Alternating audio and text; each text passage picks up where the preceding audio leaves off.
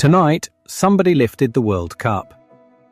The confetti is probably still on the pitch. By tomorrow morning, the champion's name will be everywhere.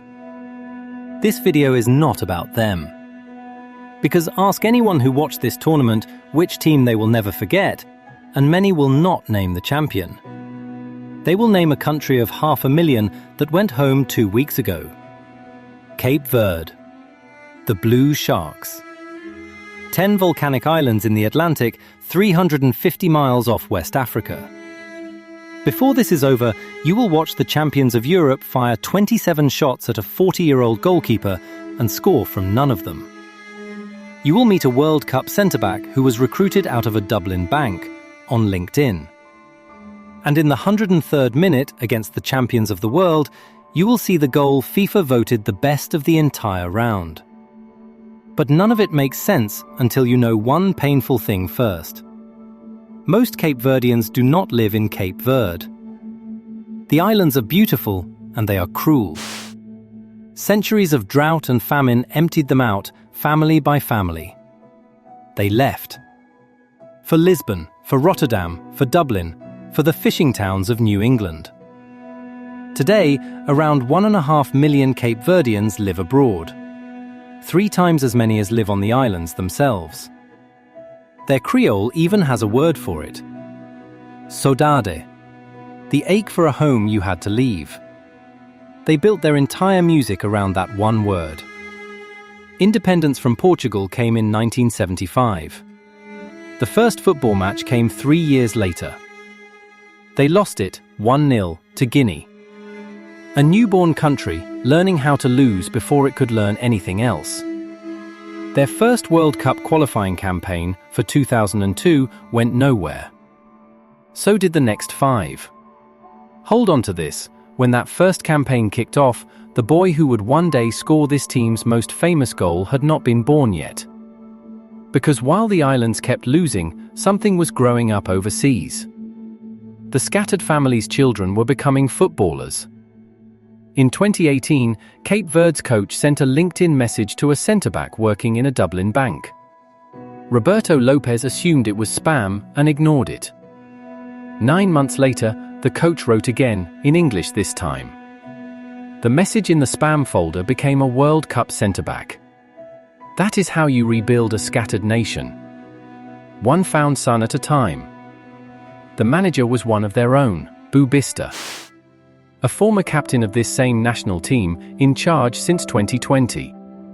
His captain, Ryan Mendes, had carried the team through the empty years. Record appearances, record goals, and 16 years of waiting. In qualifying, striker Dalen Livramento's 4 goals drove them to the top of a group that included Cameroon. October 13, 2025, 3-0 over Eswatini, and it was done. Cape Verde were going to the World Cup. The draw showed no mercy. Spain, the champions of Europe. Uruguay, Saudi Arabia. Nobody outside the islands gave them a chance. June the 15th. Atlanta. Cape Verde's first ever World Cup match against the best team in Europe. In goal stood Vozinha. 40 years and 12 days old, the oldest man ever to play in a nation's World Cup debut. 2 weeks earlier, his club contract had quietly expired. He arrived at the World Cup without a club. Remember the 27 shots you were promised?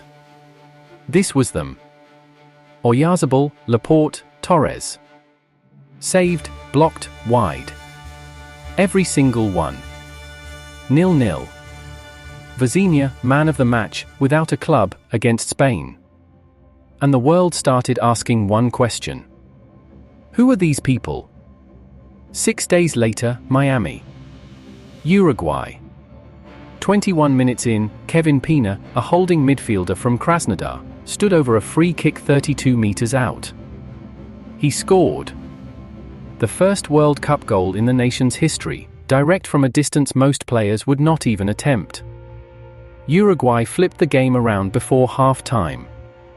Helio Varela dragged it level after the hour. 2-2, and another point nobody had predicted. The last group game, in Houston, was simple, lose, and fly home. It finished 0-0. 3 games, 3 draws, and it was enough. Second in the group, behind only Spain.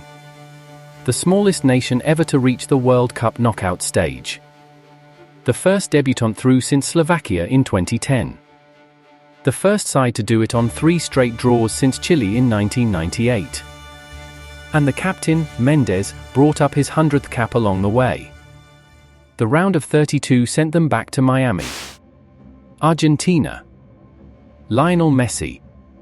The champions of the world. Argentina had played more World Cup finals than Cape Verde had played World Cup matches. And keep one thing in mind for what follows. This Argentina team went on to play in the final you watch today. 29 minutes. Messi scored. Of course he did. 1-0, and everyone braced for the polite ending. 59 minutes. De Roy Duarte, born in Rotterdam, buried his first ever international goal. Level with the champions of the world. In Rotterdam, in Dublin, in Boston, in Praia, a scattered nation stared at the same screens and dared to believe the same thing. 90 minutes could not separate them. 2 minutes into extra time, Lisandro Martinez headed Argentina back in front. Surely now it was finished. The 103rd minute. The boy from part 1, the one who had not been born when Cape Verde first tried to reach a World Cup. Sidney Lopez Cabral, 23, also born in Rotterdam. He curled it into the top corner. 2-2. FIFA would later vote it the best goal of the round. Both goals against the world champions, scored by sons of Rotterdam. The 111th minute. A Messi corner, a Romero header, and a touch off Dini Borges on its way over the line. An own goal. 3-2. And that is how it ended. Not beaten by Messi, beaten by a deflection. Sit with what that means now. The side that walked out at MetLife today, one of the 2 best teams on the planet, needed a 111th minute deflection to survive a country of 500,000 people. Then the stadium stood up. All of it. The Argentina fans too, applauding the team their champions had barely survived. So, tonight the trophy found its home, and the confetti fell on somebody else. But Cape Verde leave with something no final can decide. A banker from Dublin, a wall named Vozinha, 2 sons of Rotterdam, a coach who once wore the shirt himself, a nation that lives everywhere, home in one blue shirt for a month. They lost the game. They won the world. If this story stayed with you, subscribe to Beyond the Boots for more. The boots tell the story. We just follow the footsteps.